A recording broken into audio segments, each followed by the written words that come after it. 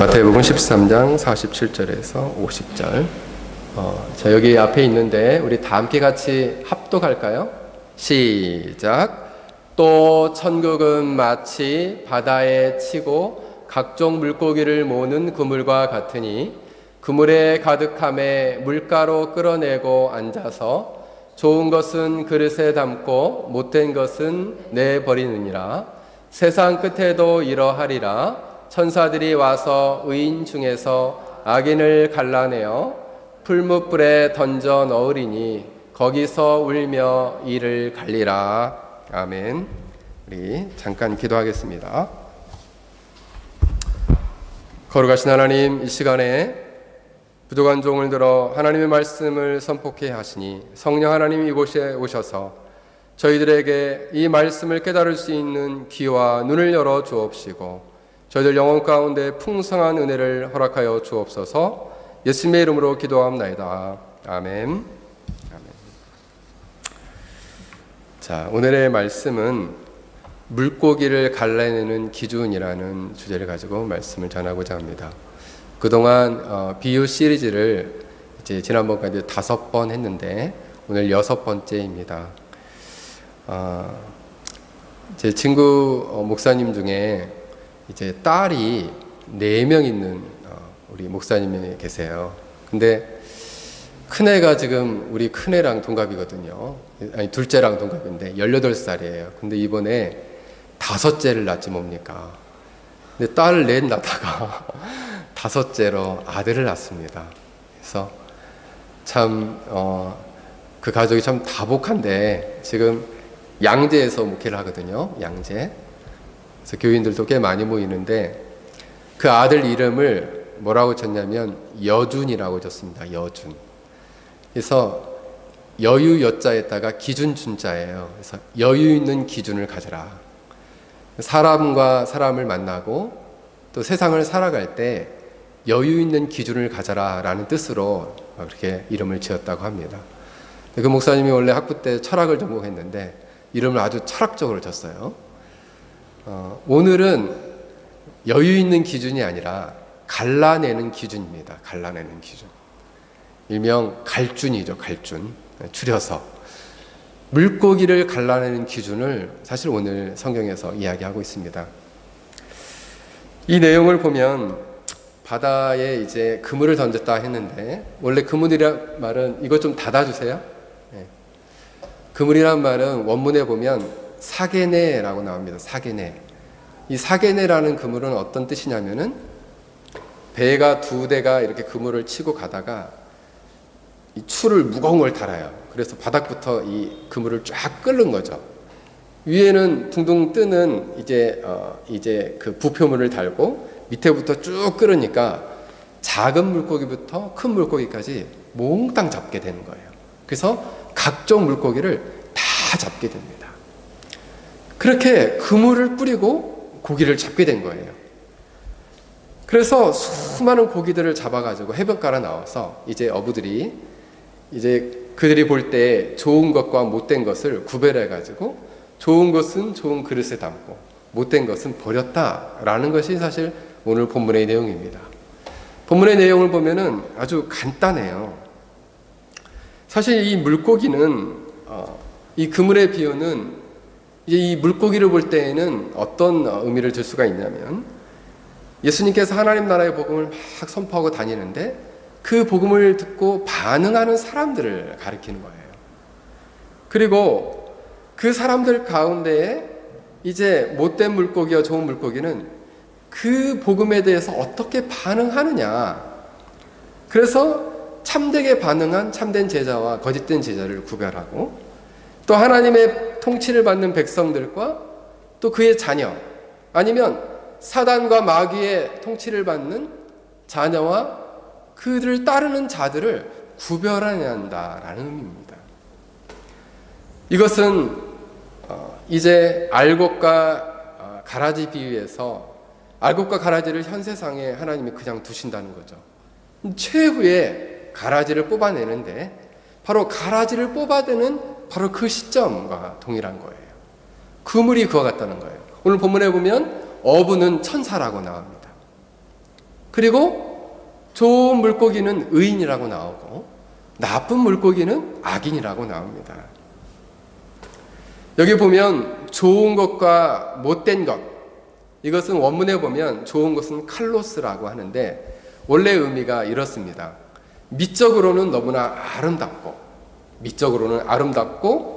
그리고 매력 있고 사랑스럽고 내적으로는 매우 선한, 그러니까 선하고 아름답고 매력 있고 사랑스러운, 또 쓸모에 있어서, 이것은 이제 쓸모에 있어서는 매우 유용한 그러한 것이 좋은 것이고, 나쁜 것은 반대의 의미죠.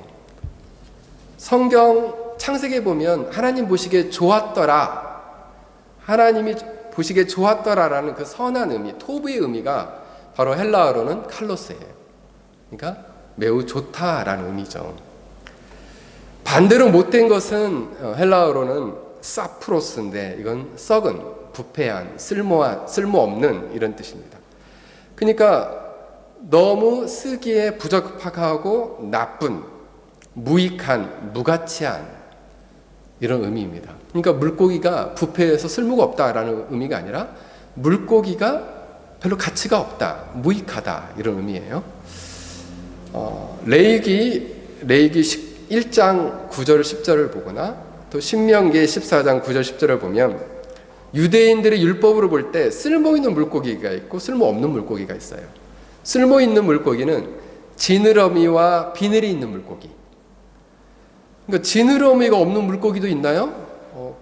이렇게 지렁이처럼 생긴 그걸 뭐라고 그러죠? 이렇게 집사님 그걸 뭐라고 그러죠? 지렁이처럼 생겨가지고 이렇게 잘라서 이렇게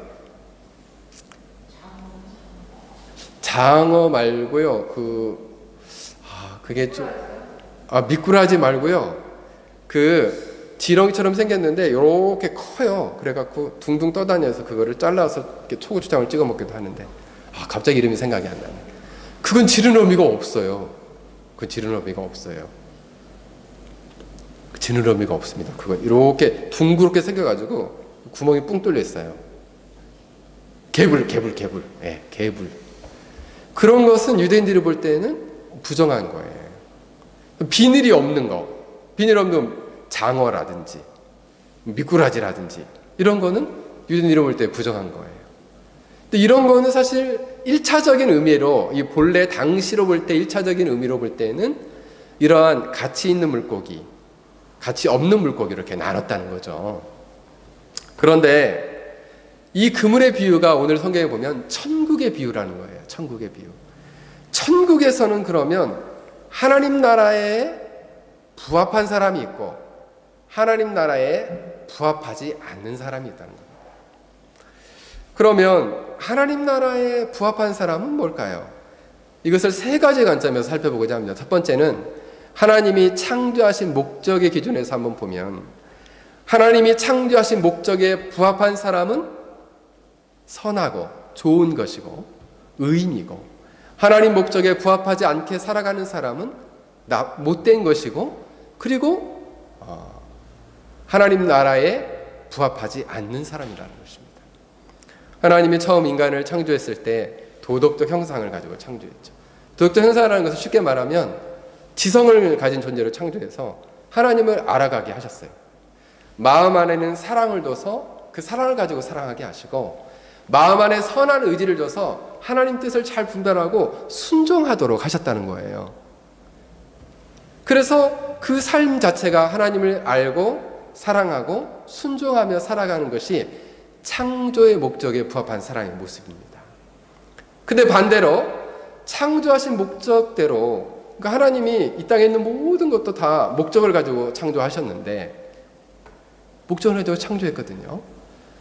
이 화단에 심어놓은 꽃들도 아름답게 핌으로써 그 아름다움을 통해서 하나님께 영광을 드리는 목적으로 창조가 된 것이에요. 근데 그 목적에 부합하지 않게 하나님의 뜻을 알지 못하고 사랑하지 못하고 순종하지 못하며 살아가는 사람이 이 땅에 많이 가득하게 있다는 것입니다. 웨스트민스터 소리문답 1번에 보면 사람의 제일 된 목적이 무엇이냐라고 할 때 하나님이 사람을 창조하신 목적, 제일 1번으로 창조하신 목적이 하나님을 영화롭게 영광스럽게 하고 그를 영원토록 즐거워하는 것이라 하였습니다. 하나님이 그러면 언제 우리에게 영광을 받으실까요? 그것은 바로 우리가 하나님을 사랑하고 하나님의 영광을 위해 살아가게 될 때, 하나님을 기뻐하고 즐거워하게 될 때 하나님은 영광을 받으시고 우리를 창조하신 목적대로 우리를 살게 하신 것이다 라고 말할 수 있겠습니다. 사실 우리가 하나님을 보면서, 하나님은 보이지 않지만, 우리 아이들 찬양 속에서도 보이지 않지만 들을 수 없지만 나는 알 수 있다는 거죠. 뭘 알 수 있느냐?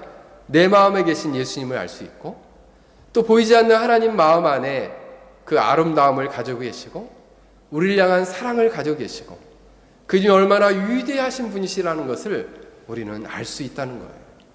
그래서 그 찬양을 제가 얼마 전에 들었는데 눈물이 자꾸 나는 거예요. 보이지 않아도 알 수 있어요. 들리지 않아도 알 수 있어요.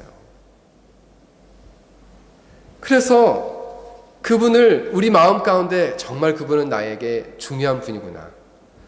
그래서 이렇게 주일이면 시간을 정해서 하나님께 모여서 이 중요하신 분께 우리의 사랑을 표현하는 것이 사실 예배고 찬양이고, 그분과 중요한 그분과 사랑의 교제를 개인적으로 나누는 것이 기도 생활입니다. 그것이 바로 하나님께 영광을 돌리며 살아가는 모습이고 신앙생활이라는 것입니다.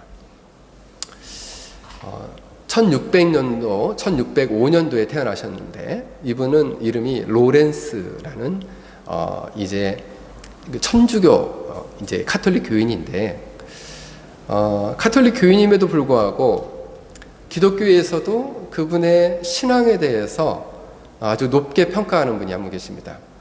물론 신학적인 색깔은 저희 교회가 추구하는 개혁주의 색깔은 아니지만 이분은 좀 신비주의에 가까워요. 그런데 이분은 이제 프랑스 군대에 나가서 18년간 복무를 했는데 다쳤어요. 그래서 절름발이가 됐습니다. 그래서 50세 무렵쯤에 이분이 하나님께 서원을 했어요. 어떻게 서원을 했냐면, 나는 내가 주님을 너무 사랑하는데 나는 할 수 있는 게 별로 없으니까, 능력도 없고 재주도 없지만 나는 수도원에 들어가서 심부름하면서, 그리고 아주 하잘것없는 일을 하면서도 나는 하나님을 섬기고 사랑하며 살고 싶습니다. 이렇게 서원을 하게 됐습니다. 그래서 이분이 까르멜이라는 수도원에 가서 주님의 종들을 섬기는 일을 했어요. 그래서 하인들이 하는 일을 한 거죠. 밥도 짓고 청소도 하고 화장실 청소도 하고 맨날 설거지도 하고 이렇게 하는 거예요. 또 구두도 수선하고. 그런데 이분이 가보니까 그 밑에서 수도하는 사람들은, 성직자들은 다 젊은 사람들이에요. 근데 나이 많은 이분이 그분들을 막 섬기기 시작하는 거죠. 그런데 그가 밥을 만들고 설거지를 하고 할 때 정말 하나님을 사랑하는 마음을 가지고, 기쁜 마음을 가지고 이 일들을 하게 된 거예요. 그래서 그 얼굴에 늘 기쁨이 충만했어요. 이분이 이제 딱 80세에 하나님의 부름을 받는데, 그때 수많은 사람들이 그분을 너무 존경했어요. 그 사람은 정식으로 성직자가 아님에도 불구하고 그분을 너무 평신도예요. 너무 존경하게 됐어요. 그분이 쓴 책에 이런 내용이 있습니다. 사람들은 어떻게 하는 것이 하나님을 사랑하는 법인지를, 그 방법을 알고자 합니다. 그래서 열심히 훈련하고, 그리고 열심히 많은 훈련을 통해서 그 사랑하는 방법에 도달하려고 합니다. 그러나 하나님을 사랑하는 것은 모든 것을 행하는 가운데 하나님을 사랑하는 마음으로 하면 된다는 거예요. 일상의 모든 임무를 수행하면서 하나님을 향한 사랑을 나타내면 된다는 것입니다. 심지어 그 사람을 얘기에 표현해 가면, 부엌에서 계란 후라이를 하면서 계란 후라이를 이렇게 확 뒤집으면서 이 뒤집는 일까지도 하나님을 의지하고 하나님을 사랑하는 마음으로 행한다면 그 일 역시도 가치가 있고 영광을 돌리는 것이다. 이렇게 생각했어요. 그래서 그는 고백하기를 이렇게 고백했습니다. 형제여, 오로지 하나님을 찬양하고 사랑하며 나머지 것은 아무것도 염려하지 않는 것이 우리의 소명이고 의무의 본질이 아니겠습니까?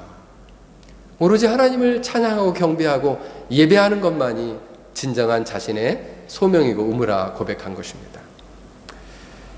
우리가 어디서 무엇을 하든지 어떻게 살아가든지 간에 중요한 것은 우리가 어떤 마음으로 그 일을 행하느냐 하는 거예요. 우리가 그 일을 하나님을 사랑하는 마음으로 행할 때 하나님은 그것을 통해 영광을 받으신다는 것입니다. 그것이 우리를 창조하신 목적에 부합한 삶을 사는 것입니다. 우리가 마지막 그물에서 좋은 물고기로 우리가 발견되려면 우리 마음 가운데 과연 지금 현재 하나님을 기뻐하고 사랑하고 있는가? 그분을 내가 소중히 여기고 있는가? 그분을 바로 알고 사랑하고 순종하고 있는가?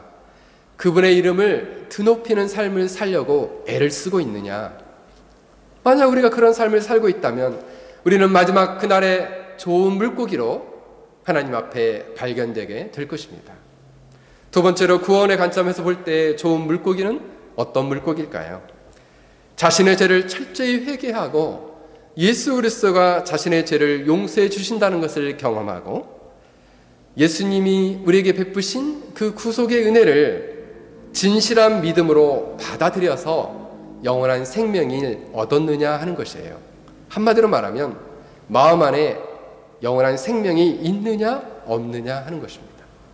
이 영원한 생명을 얻기 위해서 사도 바울은 에베소 교회를 향해서 이렇게 외쳤습니다. 사도행전 20장 20절에서 21절을 보면 이렇게 말씀하고 있어요. 유익한 것은 무엇이든지 공중 앞에서나 각 집에서나 거리낌 없이 여러분에게 전하고 가르치는 것은 유대인과 헬라인에게 두 가지를 가르친다는 거예요. 하나님께 대한 회개와 우리 주 예수 그리스도에 대한 믿음에 대한 증언하는 것이라. 두 가지를 얘기하고 있습니다. 하나님께 대한 죄의 회개, 또 하나는 예수님을 믿는 믿음, 이 두 가지를 자기는 가르친다는 거예요. 언제?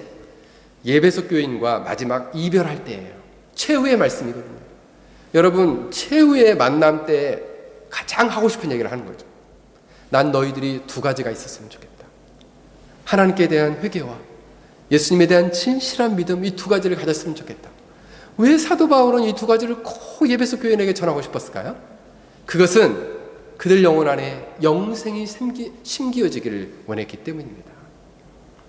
여러분, 영생을 갖게 되면 어떻게 될까요?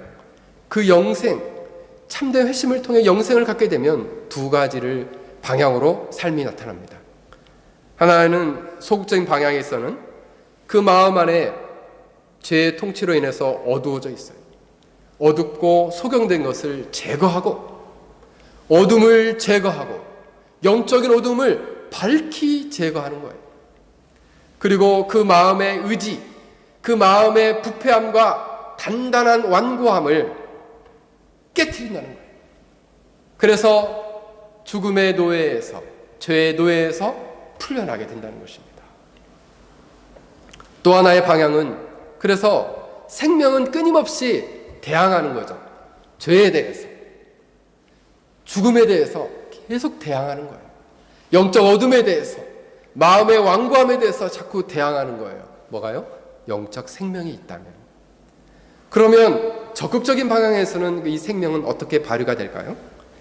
적극적인 방향에서는 성령 하나님이 우리 마음 안에 생명의 원리를 딱 심어줍니다. 여기 밖에 제가 이 바나나 나무 심어놨거든요. 바나나 나무, 우리 아는 선생님이 씨앗을 싹을 틔워서 이만큼 자랐어요. 그걸 저한테 기증해 줬습니다. 그래서 제가 마당에 심어놨는데, 마찬가지로 성령님이 우리 마음 안에 새 생명의 원리를 딱 심겨주는 것이 바로 영생이에요. 그럼 그 생명이 심겨지면 어떻게 이 생명이 반응하느냐 하면 우리 마음 안에, 우리 영혼 안에 하나님의 사랑이 가득하게 하십니다. 생명이 부어지면 생명이 사랑으로 가득하고, 또 이 사랑은 마음 안에 있는 이 무질서함을 질서롭게 해요. 그리고 찢겨진 것이 상처가 회복되게 만들어요. 그래서 상처받은 영혼도 생명이 심겨지면 회복됩니다. 포도나무도 심어놨는데 이 잔디를 깎는 인도 사람이 포도나무를 제가 그거 몇 개월 힘들게 키워놨는데 짤뚝 자란 거예요.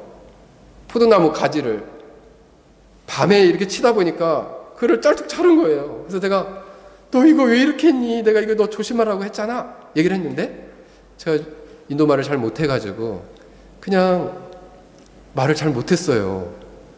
그랬는데 놀랍게 오늘 새벽에 보니까 다시 싹이 났어요. 생명은 그런 것입니다. 그 마음 안에 다시 하나님의 사랑으로 불붙듯 타오르고 상처받은 것이 회복이 돼요.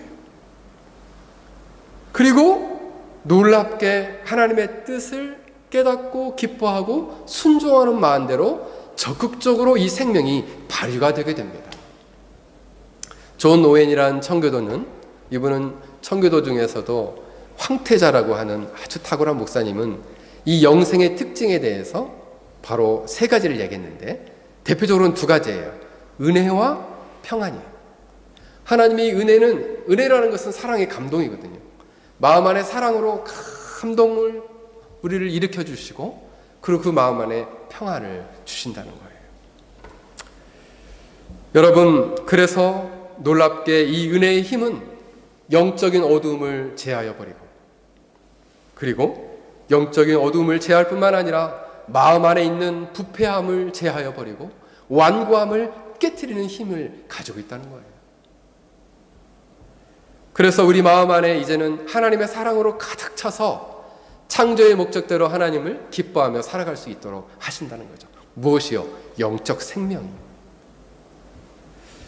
여러분, 십자가는 하나님의 놀라운 생명의 의의 교환소라 말할 수 있겠어요.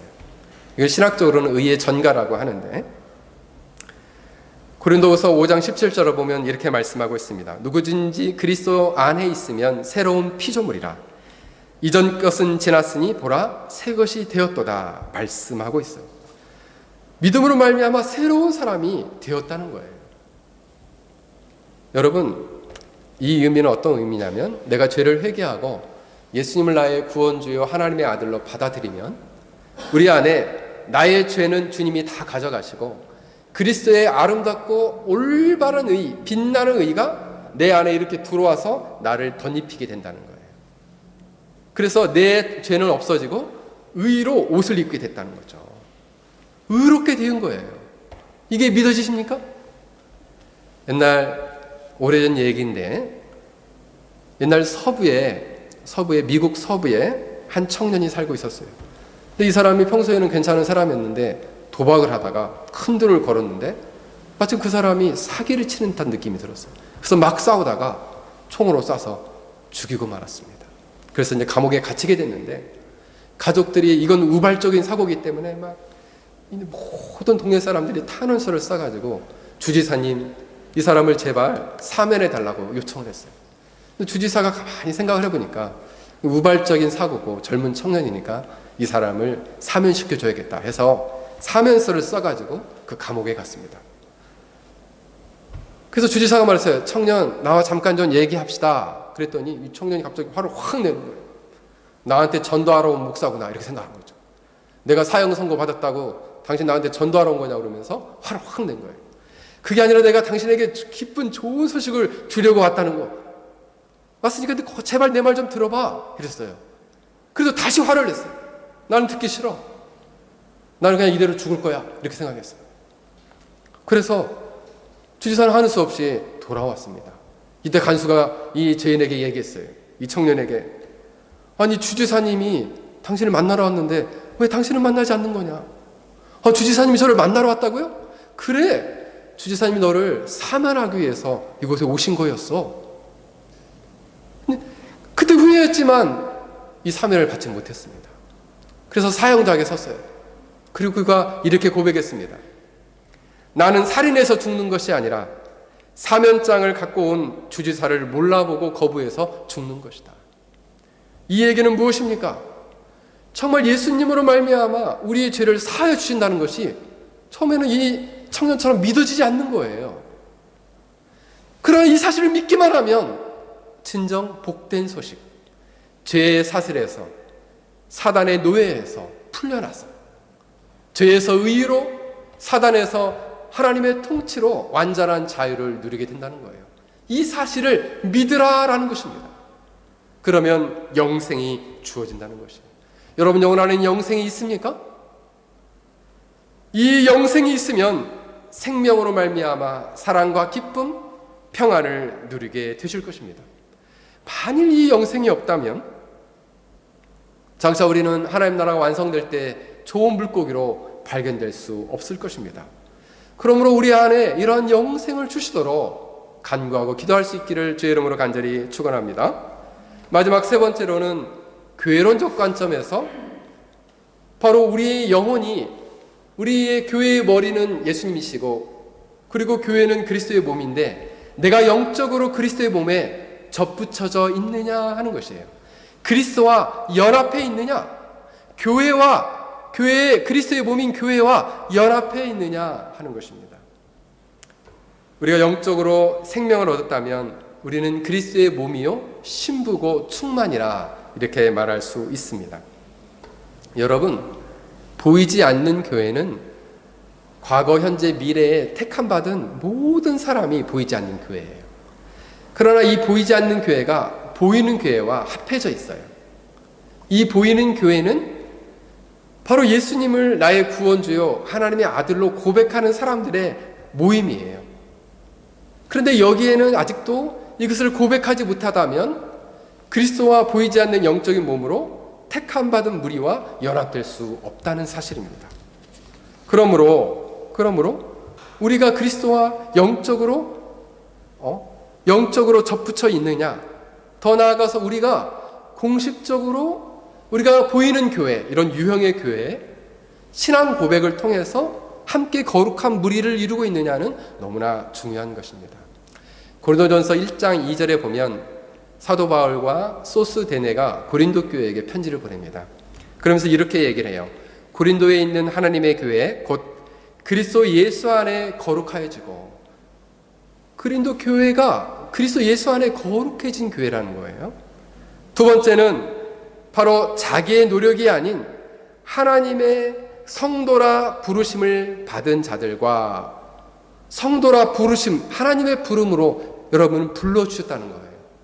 여러분, 우리가 그리스도의 몸이 된다는 것은 우리의 힘으로 되는 건 아닙니다. 하나님이 한 사람 한 사람 불러줄 때 가능한 일이에요. 그리고 마지막으로는 바로 믿음으로 이 보이는 사람들과 서로 교통하며 이렇게 연합을 이루고 있다는 거예요. 보이는 교회도. 그래서 전 세계에 있는 모든 교회가 바로 예수 그리스도를 믿는 믿음으로 이렇게 유형으로 연결되어 있다, 이렇게 말씀드릴 수 있겠습니다. 그러므로 우리가 보이는 이 지상의 교회에 연합되려면 어떻게 해야 될까요? 바로 그것은 바로 이렇게 죄를 고백하고 예수님을 구원주로 영접하는 참된 신앙을 고백하면 교회에서는 6개월 뒤에 학습을 하고 1년 뒤에 세례를 줍니다. 그러면 정식으로 교회와 연합되게 되는 거예요. 그래서 이 사람은 정식으로 그리스도의 몸이 되었습니다, 하나님 나라의 백성이 되었습니다 라고 도장을 딱 찍어주는 것이 바로 세례입니다. 이것을 천주교에서는 영세라고 합니다. 그래서 하나님의 거룩한 백성으로 이제 그가 들어오게 된 것입니다. 그러면 하나님 나라 백성이 되면 어떤 유익이 있습니까? 이렇게 유형의 교회, 그리스도의 몸과 연합되면 어떤 유익이 있습니까?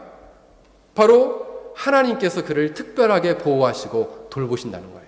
그 가정을 연합되어 있기 때문에, 그리스도의 몸이기 때문에. 우리도 우리의 몸을 어떻게 합니까? 특별하게. 어디 골문 데 있으면 골문 데도 짜주고, 어디 아픈 데 있으면 치료해 주잖아요. 마찬가지로 하나님의 백성이, 그리스도의 몸을 이룬 하나님의 백성들이 어려운 일이 있으면, 하나님께 도움을 요청하면 하나님이 그의 기도를 들으시고 그의 기도에 응답해 주시고, 그의 보호하심을 요청하면 그들을 지켜주세요. 이번에도 저희 아들이 미국에 갔는데, 가는 걸 지켜보는데 이 어린 아들을 미국에 혼자 보내니까 마음이 무겁더라고요. 그래서 하나님께 기도했어요. 하나님, 이제 당신의 아들이 미국에 갑니다. 어느 곳에 있든지 하나님 보호해 주시고 지켜주십시오. 이렇게 기도하는 것이죠. 뿐만 아니라 영생을 얻은 자, 믿음을 가진 자는 이렇게 성도 안에서 우리가 비록 적은 무리지만 믿음 안에서 서로 교제하고 교통할 수 있는 특권을 주신다는 것입니다.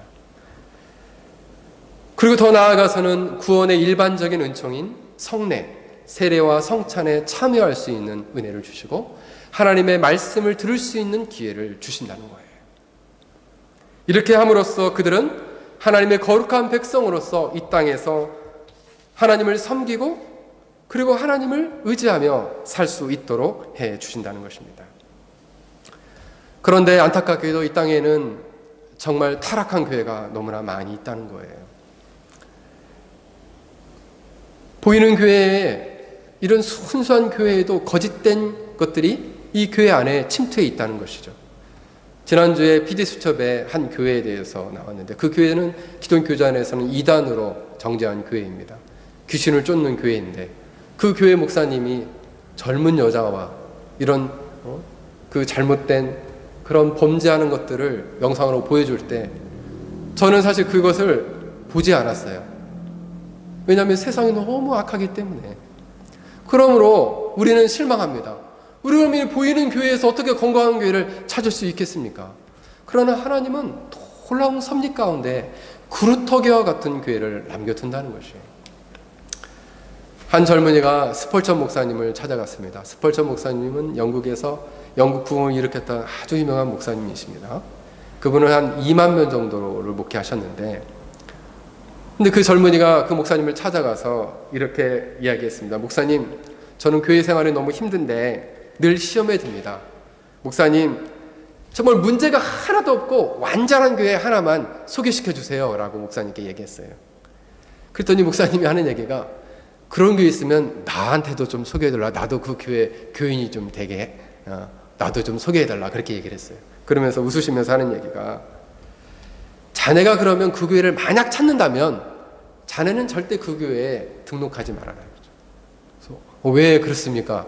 왜 제가 그렇게 해야 되죠? 그러니까 이 목사님 하신 얘기가 당신이 그 교회를 등록하는 즉시 그 교회는 완전하면서 불완전함으로 가기 때문에 그 교회에 등록하지 말라. 이렇게 얘기를 했다는 거예요. 물론 이 땅에서는 이렇게 완전한 교회는 없습니다. 그럼에도 불구하고 여전히 이 교회에 하나님께서는 그루터기와 같은 교회를 남겨두셨는데 이 교회에 하나님이 어떠한 특권을 주셨냐면 천국 열쇠를 맡겨두셨다는 것입니다. 마태복음 16장 18절에서 19절을 보면 이렇게 말씀하고 있습니다. 내가 내게 이르노니 너는 베드로라. 내가 이 반석 위에 내 교회를 세우노니 음부의 권세가 너를 이기지 못하리라. 내가 천국 열쇠를 내게 주리니 내가 땅에서 무엇이든지 매면 하늘에서 매일 것이요 땅에서 무엇이든지 풀면 하늘에서도 풀리리라. 천국 열쇠를 바로 이 베드로와 신앙 고백 위에 있는 교회에게 주었다는 것입니다.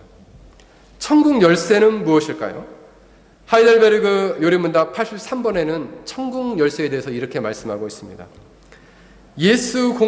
예수의 공로 때문에 사람들이 참된 믿음과 복음의 약속을 받아들일 때 그리고 그 모든 죄를 사하신다는 사실을 그 신자나 그 신자의 공동체나 그 모두에게 이 사실이 선포될 때 천국 문이 열린다라고 했습니다. 이 말을 쉽게 얘기하면 오늘과 같이 제가 죄 사함과 하나님 나라의 이 믿음에 예수님을 믿고 구원을 얻는다는 사실을 전할 때 천국 문이 열린다는 거예요. 이 사실을 듣고 사람들이 이 복음의 말씀을 믿음으로 받아들이게 되면 이때에 죄와 사망의 노예에서 풀리게 되고 생명과 의와 하나님의 통치의 자유함 속으로 들어가게 된다는 것입니다. 그러면 천국 문은 닫힐 수도 있습니까? 닫힐 수도 있습니다. 그들이 돌이키지 않는 한 하나님의 진노와 영원한 정죄가 그 이들을 위해 머물러 있다는 사실을 모든 믿지 않는 자와 외식하는 자들에게 선포되고 공적으로 증거될 때 천국 문은 닫힌다는 거예요. 그래서 여러분, 교회는 우리가 세상에서 보는 그냥 일반 단체나 서클이 아니에요. 동아리가 아닙니다. 교회는 죄인과 하나님을 만나게 해주는 유일한 신적 기관이에요. 그리고 죄인을 천국 문에 들어갈 수 있도록 복음을 전하는 열쇠를 가진 것이 바로 교회입니다. 그러므로 이 교회가 이러한 본질적인 사역을 이 시대 속에서 감당하고 있다면 이 교회는 그루터기와 같은 교회다 말씀드릴 수 있겠습니다. 그러므로 우리 역시도 이 땅에서 이런 본질적인 사역을 감당하는 교회와 연합하여 교회를 이루어야 합니다. 그리고 그 교회와 더불어서 바로 신앙생활을 해야 합니다. 하나님을 사랑하고 하나님의 영광을 위해 살아야 합니다. 만약 그렇지 않다면 어떻게 될까요? 심판의 결과는 그렇습니다. 49절에 보면 세상 끝은 이러하리라. 천사들이 와서 의인 중에 악인을 갈라내어 풀무불에 던져 넣으리니 거기서 울며 이를 갈리라. 여러분, 여기서 보면 악인이란 말은 프로네스인데 마귀란 말이 호프로네스예요. 그러니까 마귀에게 속한 자가 악인이라는 것입니다. 마귀에게 속한 자를 갈라내서 던진다는 거예요. 그 갈라내는 기준이 앞에서 이야기한 세 가지예요. 창조의 목적에 합하지 않은 자, 영생이 없는 자, 그리스도의 몸에 연합하지 않은 자, 이들을 갈라내어 풀무불은 영원한 심판에 던지겠다는 것입니다. 우리나라에 아주 유명한 스님이 한 분 계시죠. 그분 이름이 성철 스님이에요.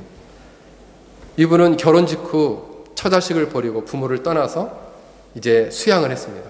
그래서 어느 날 부모가 찾아왔는데 부모도 만나지 않았어요. 그래서 자기 집 주변에 철조망을 치고 사람들을 10몇 년 동안 만나지 않았습니다. 그리고 사람들도 들어오지 못하게 했어요. 16년 동안 오직 쌀하고 그 다음에 솔잎 가루만 먹고 살았습니다. 근데 그게 가능한지 모르겠는데 8년 동안 눕지 않고 앉아서 잠을 잤어요. 그렇게 고행을 하면 이 고행을 통해서 인간이 해탈에 도달하게 되고 열반에 도달하게 되면 모든 고난과 악에서 해방되어 진정한 평안을 누릴 것이라는 것이 불교의 교리예요. 그렇게 수행을 했습니다. 그런데 이렇게 수양을 하고 고행을 했지만 마음 안에 평안이 없었어요. 심령 안에 평안이 없었어요. 그래서 그분이 마지막에 부른 열반송, 열반이라는 것이 죽기 직전에 부르는 노래인데 그 열반송에서 이런 노래를 남겼습니다. 나는 한평생 무수한 사람을 속였으며 그 죄업이 하늘에 가득 차 수미산보다 더하다. 수미산이라는 것은 불교에서 보면 우주 중심에 있는 산이에요. 그 산보다 더하다는 거예요. 난 산채로 지옥에 떨어져 그 한이 망갈래니 한 덩이 불덩이가 그 푸른 산에 걸려있다. 이 말을 쉽게 해석해 보면 이런 말입니다. 나는 한평생 무지하게 많은 사람을 속였다. 죄업이 하늘에 가득 차서 수미산보다 높다. 그래서 나는 산채로 지옥에 떨어지겠다라고 고백한 거예요.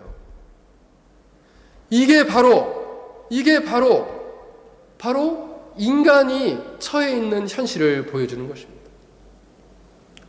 그러면 성철 스님이 떨어지겠다고 얘기한 지옥은 과연 어떤 곳일까요? 우리가 생각할 때 지옥은 북한에 있는 집단 수용소나 독일에 있었던 아우슈비츠 수용소와 같은 그런 인간의 인권이 다 무시되는 것을 우리가 지옥이라고 말하는데 그 정도일까요? 성경에 보면 이 지옥은 한없이 통곡하고 우는 곳이고 슬픔이 있는 곳이고 그리고 어둡고 불로 인해서 지속적으로 고통을 당하는 곳이라고 말씀하고 있습니다. 그리고 사람을 소금치듯 하리라, 불로 소금치듯 한다라는 얘기는 우리가 고등어 같은 거 이게 숯불에 굴 때 보면 이렇게 툭툭 튀잖아요. 불에서 고통당하여서 그렇게 튀는 듯한 고통을 당하는 것이 지옥이라 말씀하고 있습니다. 이곳은 구원받지 않은 자, 믿음이 없는 자, 죄를 범한 자, 이렇게 창조의 목적에서 멀어진 자, 영생이 없는 자, 그리고 그리스도와 연합하지 못한 자는 이곳에 떨어지게 된다는 것이 바로 하나님의 말씀입니다. 그리고 이것을 오늘 성경은 경고하고 있습니다. 제가 마지막으로 이제 간증 하나 하고 예배를 마칠까 합니다. 제가 섬겼던 한 집사님이 어느 날 저를 찾아왔어요. 그 집사님이 펑펑 울면서 아주 30대 젊은 집사님이셨는데 찾아오셨어요. 근데 펑펑 울면서 왜 갑자기 이렇게 우시냐고 제가 얘기를 하니까 그 집사님이 하는 얘기가 한국에 있을 때 제가 목회할 때 제 아버님이 지금 아주 응급 상황이어서 지금 병원에 누워 계셔서 응급실에 계신데 근데 우리 아버님은 예수님을 영접하지 못했다고. 그리고 복음을 듣지 못했다고. 그런데 지금 혼수 상태라는 거예요. 그러면서 우리 아버님은 어떻게 하면 좋겠냐고. 이대로 바로 돌아가시면 자기는 평생 마음에 한이 돼서 죽을 것 같다는 거예요. 그래서 펑펑 제 앞에서 울길래 그러면 한번 가봅시다 해서 그 병원에 찾아갔어요. 대학병원에 가니까 응급실이 있더라고요. 근데 응급실에는 딱 11시에만 들어갈 수 있습니다. 그래서 그 시간에 딱 맞춰가지고 기다리고 있다가 들어갔어요. 들어갔는데 의식이 없으시더라고요. 그래서 제가 근데 막 그 딸은 이제 아버지 손잡고 막 펑펑 울죠. 막 난리가 났어요. 막 펑펑. 우리 아버지 어떡하냐고. 아버지 제발 좀 일어나라고 하는데 의식이 없으니까 펑펑 우시는 거예요. 그래서 제가 귀에 대고 얘기했습니다. 어르신 하고 불렀어요. 몇 번 크게 불렀습니다. 어르신 듣고 계세요? 어르신 하면서 제가 그때 귀에 대고 복음을 전했습니다. 우리가 어르신 하나님 앞에 우리가 큰 죄인입니다. 이 죄를 위해서 하나님은 당신의 아들이신 예수님을 이 땅에 보내셨어요. 이 예수님은 우리를 위해 십자가에 죽으시고 부활하신 하나님의 아들이고 구원주이십니다. 이 시간 아버님께서 어르신께서 죄를 회개하고 예수님을 믿으면 하나님께서 그 영혼 안에 생명을 주실 것입니다 라고 복음을 짧은 시간 전했습니다. 하고 기도해주고 돌아왔습니다. 근데 놀랍게 며칠 만에 이분이 눈을 뜨신 거예요. 뜨자마자 이 딸에게 뭐라고 얘기했냐면 나를 불렀던 그 목사님 데려오라고 하는 거예요. 나를 불렀던 목사님 데려오라고. 그래가지고 딸이 급하게 아버지가 깨어났다고 저를 부른 거예요. 그래서 제가 갔더니 그분이 자기 어둠 가운데 있는데 누가 자기를 부르더래. 그래서 귀에 누가 자꾸 불러서 이렇게 보니까 자꾸 일어나라고 하면서 제 소리가 자꾸 들렸다는 거예요. 그래서 며칠 만에 깨어나셨다. 그래서 그분이 한 달 만에 세례를 받고 그리고 몇 개월 더 사시다가 돌아가셨어요. 진짜 천국의 막차 탄 분이에요. 막차. 천국의 막차. 오늘 이 시간이 우리가 하나님께 이룰 수 있는 막차가 될 수도 있습니다. 그러므로 우리가 죄를 회개하고 예수님을 나의 구원자 하나님으로 믿는 진실한 믿음으로 영생을 얻으시기를 주의 이름으로 간절히 축원합니다. 우리 한번 같이 기도하겠습니다. 오늘 말씀을 생각하며 우리 함께 같이 기도합시다. 하나님께서 오늘 이 시간에 우리 영혼 안에 생명을 주시도록 이 시간 기도합시다. 영원한 생명을 주시고 은혜를 주시도록 우리 한번 같이 기도하겠습니다. 하나님 아버지, 그렇습니다. 우리는 이 땅 가운데 죄로 말미암아 죽을 수밖에 없고 하나님 아버지 영생을 주시지 않으면 영원한 심판 가운데 발견될 수밖에 없는 자들입니다.